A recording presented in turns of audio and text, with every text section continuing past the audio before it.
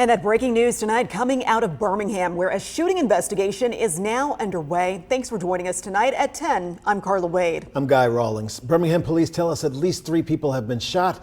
The scene developing just a couple hours ago on Aspen Avenue Southwest. We have team coverage tonight. WVTM 13's Michael Higdon at the Princeton Baptist Medical Center.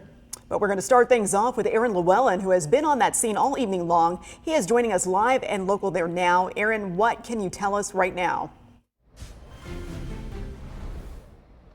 Yeah, Guy, Carla, just a few minutes ago, we heard from a public information officer with the Birmingham Police Department who tells us that they have multiple persons of interest and suspects who were taken down to the headquarters for questioning. So right now we are on this scene right here on Aspen Avenue Southwest, like you said, in between Wiggins Park and Faith Temple Church, and that is just right off of Jefferson Avenue. Now, I want to take you to some video so we can show you what this scene looked like beforehand. Now, this call came out as multiple shots fired, but police are unsure of the exact number right now and didn't want to give us a specific number. Now, we know that 3 men were shot. 1 is a teenager. When police got here, 2 people were still here on scene, but 1 was already taken to the hospital. We do know that 1 person is in critical condition with another who has minor injuries right now, and they are unsure of the 3rd person's condition. Now, police originally thought that 6 people were shot, but they can confirm that 3 people were only injured in this shooting.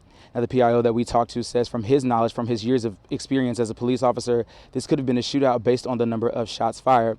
But detectives are still going door to door to investigate and ask questions, and they say that they can't do that without the help of the community.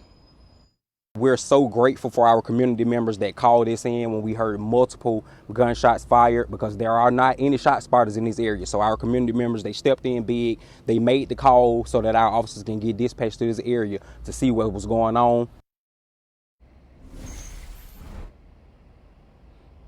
Now, officers with the Birmingham Police Department tell us that there is no threat to the public right now, or at least they don't believe that there is a threat, but they're asking that anyone with information call the Birmingham Police Department or Crime Stoppers, and any information that you give could lead to a tip for the information if it leads to an arrest.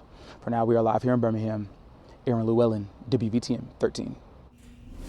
Aaron, thanks. Now to Michael Higdon at Princeton Baptist. A lot of police on the scene right there. What have you learned?